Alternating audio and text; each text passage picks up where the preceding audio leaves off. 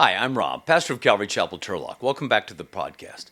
We've been talking about Christians needing to understand the times in which we live. And one of the most important cultural movements that we need to understand is socialism. It's basically Marxism with a few more liberties thrown in, but it's still Marxism. Today, we're calling it democratic socialism.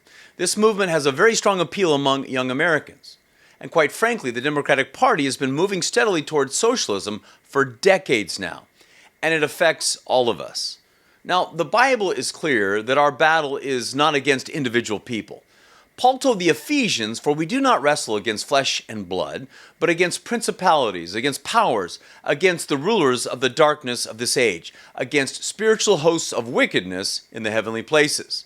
I firmly believe that the infiltration of Marxism into American culture is one of the great powers of darkness Satan is using to destroy individual liberty and American freedom. It's like a virus. It's infecting the church as well. And we need to be inoculated. We need to understand it. You know, the heart of socialism is the belief that heaven can be achieved here on earth by the government's ability to redistribute wealth, power, and resources to ensure equal outcomes. These promises sound incredibly attractive. You know, they would eliminate inequality, remove poverty, and create a more just society. So many young people are gobbling it up. But the government cannot deliver utopia, especially through coercion. It never works. And that's why these alluring promises always fall short. Consider American education. What was promised and what has been delivered. For decades now, the left has been telling us that education is the solution to virtually every social issue. Give American kids a college education, increase government spending to meet that objective, and American problems will all be solved. But after decades of spending trillions of dollars on education, how are American students actually doing? The National Assessment of Educational Progress, the nation's long-running standardized assessment, tells us that 8th grade math scores have been steadily falling. 8th grade reading scores have tanked as well, and about 23 million Americans remain illiterate. Inner-city schools repeatedly turn out entire classes of students who simply cannot read. Federal data shows that the United States spends on average $19,000 per student per year. New York spends nearly $30,000, and New York City comes in at $36,000 per student per year. We're paying eye-watering sums on education, but what are we getting for those expenditures? Well, mostly we're getting lots of left-wing indoctrination.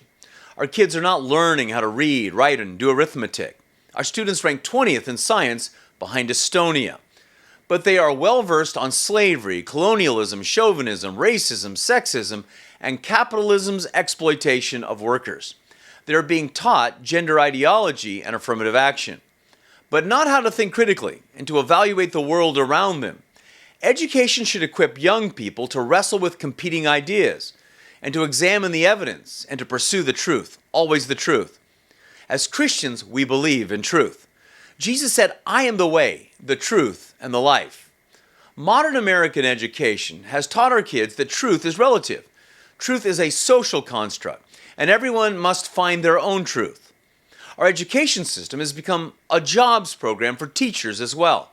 And the teachers' unions have been very powerful political voices who overwhelmingly support liberal politicians. And this is why modern educators are so opposed to traditional education. They don't want students to learn about the great achievements of Western culture. They don't want students to learn about American exceptionalism and how great this country is. They don't want students to understand how freedom and liberty in the United States of America has produced the most prosperous and wealthy country literally in the history of the world. This is why the left hates homeschooling, why they hate private schools and any sort of voucher system. The socialists have a virtual monopoly on American education, which allows them to dominate the narrative and keep students fully dependent upon the knowledge that they disseminate. Why? Well, because indoctrinated kids who can't read or reason are ill-equipped to contradict the system, and they know that. The state can wield unchecked power, and publicly educated kids will never stand up or stand in the way. You know, it's entertaining to watch independent journalists ask teens in public spaces the most basic questions of common knowledge. And we laugh at the fact that our young people don't know who the first president was, who we won our independence from, who fought in the Civil War, or the dates of World War II. But actually, it's alarming. It's not really funny at all. We have millions of kids who are unable to think deeply because they don't know the most basic facts. They're completely captive to the system. And that's exactly what the socialists want. We need to understand the times in which we live, and we need to see what's happening around us. The socialists have made big promises and they've all failed. There is no pot of gold at the end of the Marxist rainbow. Education proves that. Christians need to recognize the threat, stand strong, hold fast, and understand the times in which we live. Thanks for watching. Be sure to like and subscribe, and have a blessed day.